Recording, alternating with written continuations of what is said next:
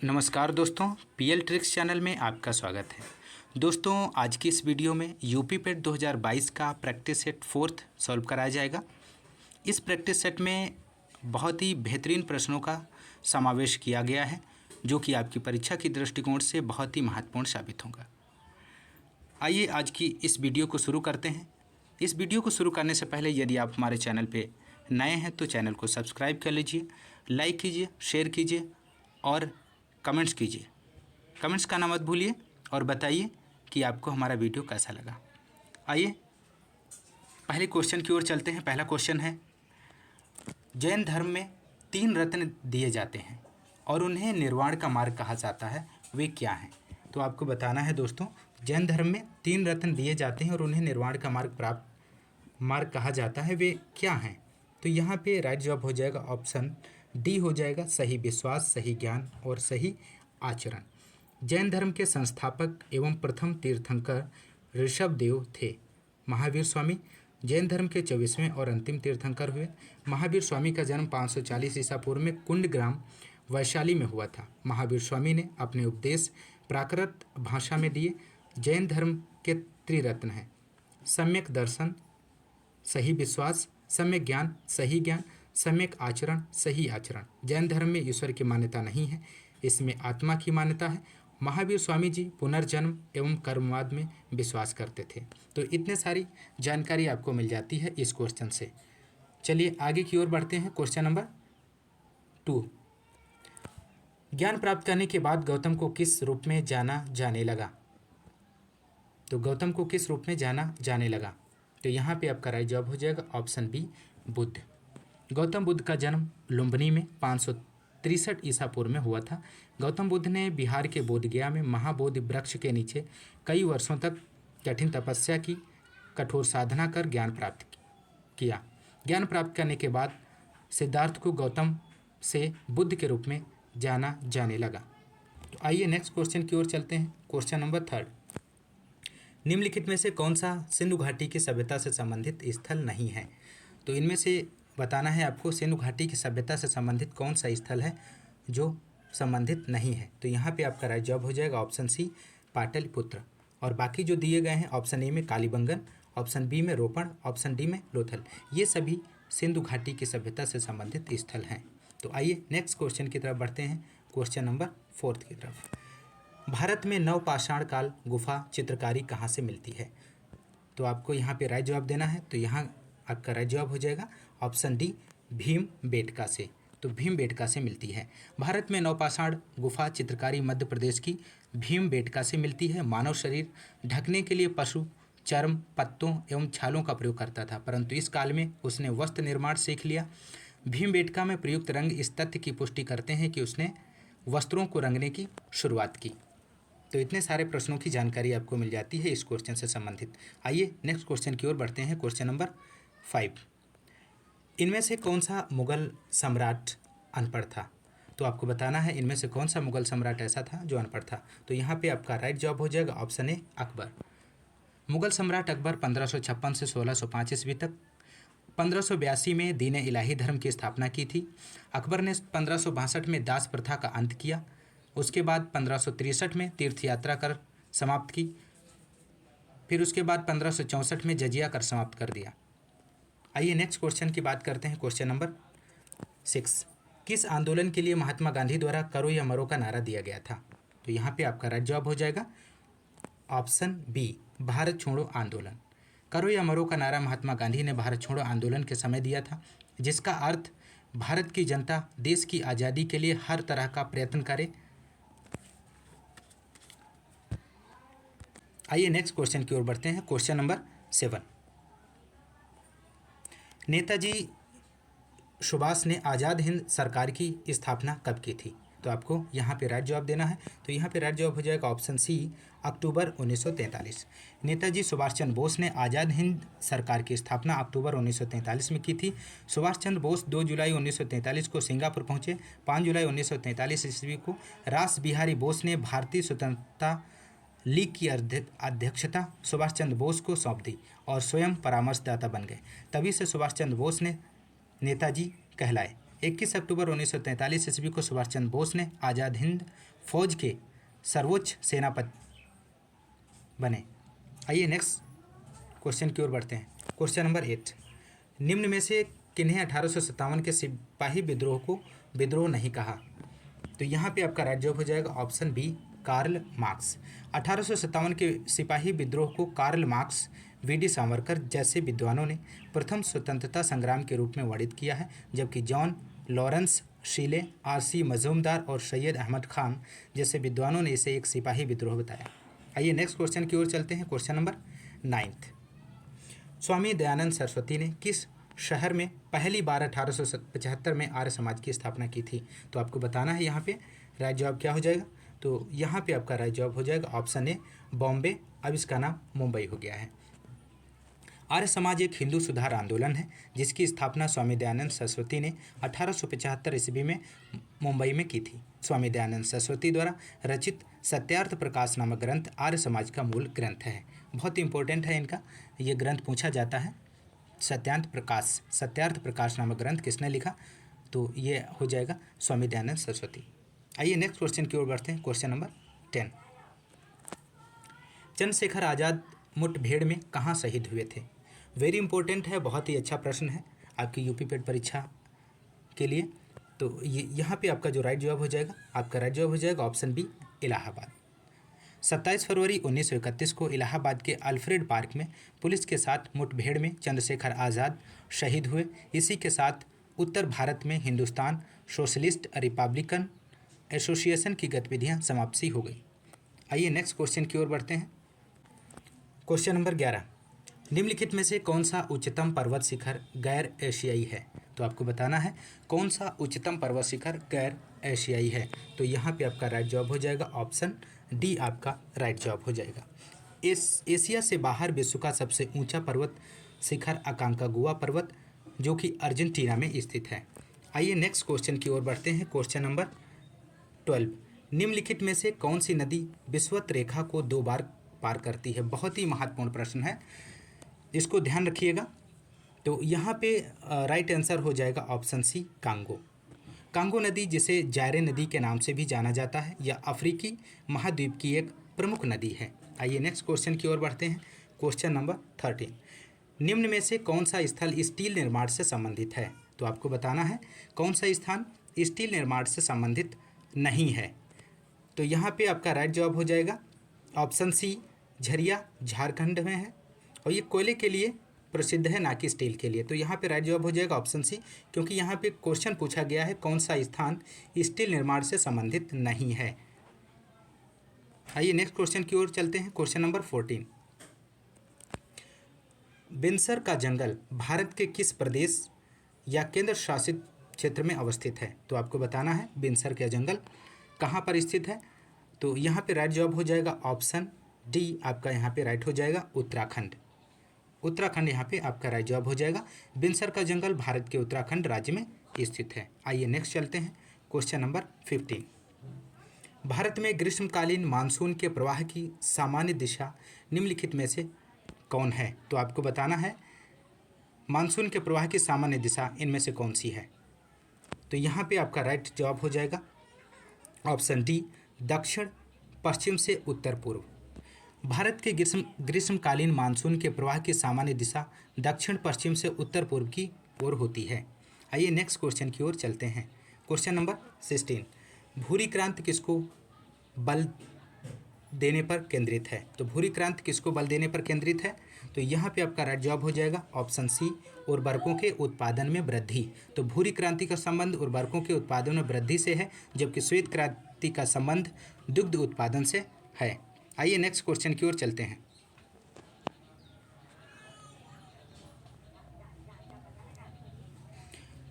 Next question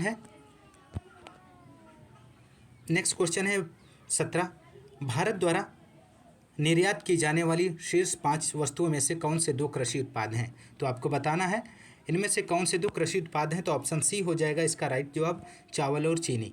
चावल और चीनी, भारत द्वारा निर्यात की जाने वाली शीर्ष 5 वस्तुओं में 2 कृषि उत्पाद चावल और चीनी हैं।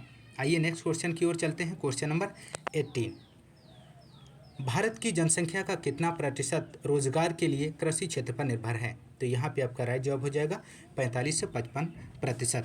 तो भारत की जनसंख्या के 45 से 55% लोग कृषि क्षेत्र पर निर्भर हैं। अगले क्वेश्चन की ओर बढ़ते हैं। अगला क्वेश्चन है 19, विशेष कृषि क्षेत्र स्थापित करने वाला पहला भारतीय राज्य कौन सा है? तो कौन सा पहला भारतीय राज्य है जो विशेष कृषि क्षेत्र स्थापित करने वाला है? तो यहाँ पे आपका राइट जवाब हो जाएगा option C, Uttarakhand. Uttarakhand right जवाब हो जाएगा। आइए नेक्स्ट चलते हैं क्वेश्चन नंबर 20 की ओर। 1991 की नई उदार आर्थिक नीति के परिचय के साथ भारतीय अर्थव्यवस्था ने इसके अलावा निम्नलिखित सभी के माध्यम से मौजूदा आर्थिक समस्याओं को संबोधित किया है। तो आपको यहाँ पे राइट जवाब देना है। तो यहाँ राइट जवाब हो जाएगा आपका औद्योगिकरण। औद्योगिकरण यहाँ पे राइट जवाब हो जाएगा। आइए नेक्स्ट क्वेश्चन की ओर चलते हैं। क्वेश्चन नंबर 21, निम्न में से क्या पंचायती राज संस्था नहीं है? तो आपको बताना है इनमें से कौन सा पंचायती राज संस्था नहीं है। तो यहाँ पे आपका राइट जवाब हो जाएगा ऑप्शन डी, ग्राम सहकारी संस्थान। तो भारतीय संविधान में 73वें संविधान संशोधन 1992 के अंतर्गत पंचायती राज प्रणाली को संवैधानिक दर्जा दिया गया है। तो आइए नेक्स्ट क्वेश्चन की ओर चलते हैं। क्वेश्चन नंबर 22, प्रतिवर्ष भारत में राष्ट्रीय पंचायती राज दिवस किस दिन को मनाया जाता है? यह दिन संविधान 73वां संशोधन अधिनियम 1992 के जारी होने का प्रतीक है। तो आपको यहाँ पे राइट जवाब बताना है। तो इसका राइट जवाब हो जाएगा ऑप्शन बी, 24 अप्रैल। 24 अप्रैल यहाँ पे आपका राइट जवाब हो जाएगा। राष्ट्रीय पंचायती राज दिवस 24 अप्रैल को प्रत्येक वर्ष मनाया जाता है क्योंकि यह जमीनी स्तर से राजनीतिक शक्ति के विकेंद्रीकरण के इतिहास को बताता है। यह दिन संविधान के 73वें संशोधन अधिनियम 1992 के जारी होने का प्रतीक है। आइए नेक्स्ट क्वेश्चन की ओर बढ़ते हैं। क्वेश्चन नंबर 23, भारत के उच्चतम न्यायालय की प्रथम महिला न्यायाधीश कौन थी? तो आपको बताना है भारत के उच्चतम न्यायालय की प्रथम महिला न्यायाधीश कौन थी? तो यहाँ पे राइट जवाब हो जाएगा आपका ऑप्शन बी, फातिमा बीबी। फातिमा बीबी आपका राइट आंसर हो जाएगा। उच्चतम न्यायालय की प्रथम महिला न्यायाधीश एम फातिमा बीबी थी। उच्च न्यायालय की प्रथम महिला न्यायाधीश लीला सेठ हिमाचल प्रदेश की थी। तो ये बहुत ही महत्वपूर्ण प्रश्न है, इसको आप ध्यान रखिएगा। आइए नेक्स्ट क्वेश्चन की ओर बढ़ते हैं। क्वेश्चन नंबर 24, भारत में किसी राज्य के राज्यपाल का नियुक्ति प्राधिकारी निम्नलिखित में से कौन होता है? तो आपको यहाँ पे राइट जवाब देना है। तो इसका राइट जवाब हो जाएगा ऑप्शन सी, भारत के राष्ट्रपति। भारतीय संविधान के भाग 6 में अनुच्छेद 153 से 167 में राज्यों के राज्यपाल का वर्णन है। तो आगे चलते हैं नेक्स्ट क्वेश्चन की ओर। नेक्स्ट क्वेश्चन 25 है।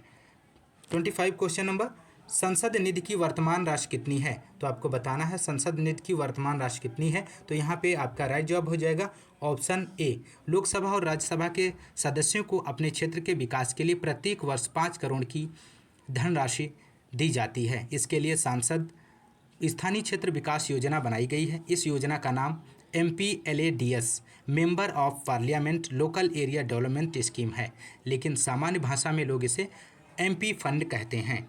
आइए नेक्स्ट क्वेश्चन की ओर बढ़ते हैं। क्वेश्चन नंबर 26, कार्य तथा ऊर्जा की इकाई है। तो दोस्तों आपको बताना है कार्य तथा ऊर्जा की इकाई क्या है। तो यहाँ पे आपका राइट जवाब हो जाएगा ऑप्शन ए, जूल। जूल कार्य तथा ऊर्जा का मात्रक जूल है। नेक्स्ट क्वेश्चन नंबर 27 है, न्यूट्रॉन एक कण जो परमाणु के नाभिक का अंश है की खोज किसने की? तो न्यूट्रॉन की खोज किसने की? तो न्यूट्रॉन की खोज ऑप्शन सी यहाँ पे आपका सही हो जाएगा, जेम्स चैडविक ने। तो न्यूट्रॉन की खोज जेम्स चैडविक ने की थी। नाभिक की खोज रदरफोर्ड ने की थी। पोलोनियम की खोज मैडम क्यूरी ने की थी। क्वांटम सिद्धांत मैक्स प्लांक ने दिया था। तो नेक्स्ट क्वेश्चन की ओर चलते हैं। क्वेश्चन नंबर 28, अल्फा किरणें हैं। तो आपको बताना है दोस्तों अल्फा किरणें क्या हैं। तो यहाँ पे आपका राइट जवाब हो जाएगा ऑप्शन डी, हीलियम के नाभिक कण होते हैं। वास्तव में अल्फा किरणें हीलियम की नाभिक होते हैं जिसमें 2 प्रोटॉन तथा 2 न्यूट्रॉन होते हैं। आइए नेक्स्ट क्वेश्चन की ओर चलते हैं। क्वेश्चन नंबर 29, हंसिया कोशिका रक्ताल्पता, जिसको इंग्लिश में कहते हैं सिकल सेल एनीमिया, किसके कारण होता है? तो यहाँ पे राइट जवाब हो जाएगा ऑप्शन बी। यहाँ पे आपका राइट जवाब हो जाएगा हीमोग्लोबिन के असामान्य स्तरों के कारण। नेक्स्ट क्वेश्चन की ओर बढ़ते हैं। क्वेश्चन नंबर 30, तो यहाँ पे 30 क्वेश्चन नंबर हो जाएगा, इनमें से कौन उड़ सकता है? तो आपको बताना है दोस्तों, इनमें से कौन उड़ सकता है? तो यहाँ आपका राइट जवाब हो जाएगा ऑप्शन ए हॉर्नबिल। हॉर्नबिल उड़ सकता है। और बाकी जो दिए हुए हैं, ऑप्शन बी में ऑस्ट्रिच, ऑप्शन सी में एमू, ऑप्शन डी में पेंगुइन, ये उड़ नहीं सकते हैं। आइए नेक्स्ट क्वेश्चन की ओर चलते हैं। 61 क्वेश्चन पे चलते हैं। यहाँ से दोस्तों आपके करंट अफेयर के क्वेश्चन स्टार्ट हो जाते हैं। बहुत ही बेहतरीन प्रश्न है करंट अफेयर के। तो 61 क्वेश्चन है, SFMS पर डॉक्यूमेंट अम्बेडिंग फैसिलिटी वाला पहला बैंक कौन सा है? तो यहाँ पे राइट जवाब हो जाएगा ऑप्शन ए IDBI बैंक हो जाएगा। चलिए नेक्स्ट चलते हैं। क्वेश्चन नंबर 62, केरल के किस शहर में भारत का पहला अंतर्राष्ट्रीय महिला व्यापार केंद्र स्थापित किया जाएगा? तो आपको बताना है दोस्तों, केरल के किस शहर में भारत का पहला अंतर्राष्ट्रीय महिला व्यापार केंद्र स्थापित किया जाएगा? तो यहाँ पे राइट जवाब हो जाएगा option D Angamali. Option D यहाँ पे सही हो जाएगा, अंगमाली। चलिए नेक्स्ट क्वेश्चन की ओर बढ़ते हैं। Question number 63। जल संकट को हल करने के लिए भारत की किस राज्य सरकार ने इजराइल के साथ साझेदारी की है? तो आपको इसका राइट जवाब बताना है। तो इसका राइट जवाब हो जाएगा यहाँ पे आपका ऑप्शन सी हो जाएगा, उत्तर प्रदेश के साथ। आइए नेक्स्ट क्वेश्चन की ओर बढ़ते हैं। क्वेश्चन नंबर 65, आंध्र प्रदेश के विशाखापत्तनम में स्थित LG पॉलीमर प्लांट से किस गैस के रिसाव से दुर्घटना हुई है? तो आंध्र प्रदेश के विशाखापत्तनम में स्थित LG पॉलीमर प्लांट से किस गैस के रिसाव से दुर्घटना हुई है? तो यहाँ पे आपका राइट जवाब हो जाएगा option B styrene gas. Styrene gas.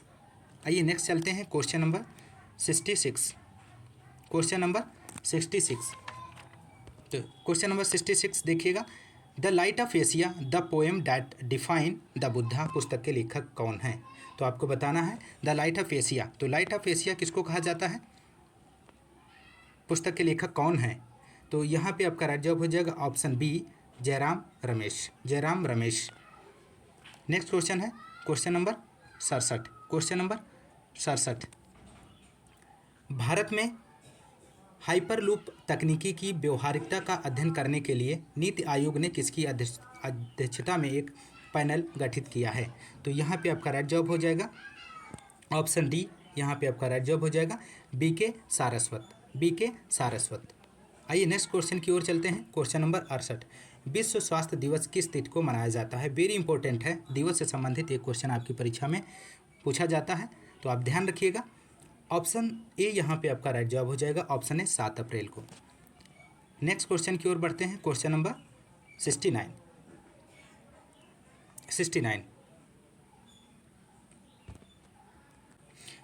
को इसमें मिस प्रिंट है, इसको आगे छोड़ते हैं, अगले क्वेश्चन की ओर चलते हैं। Question number 70,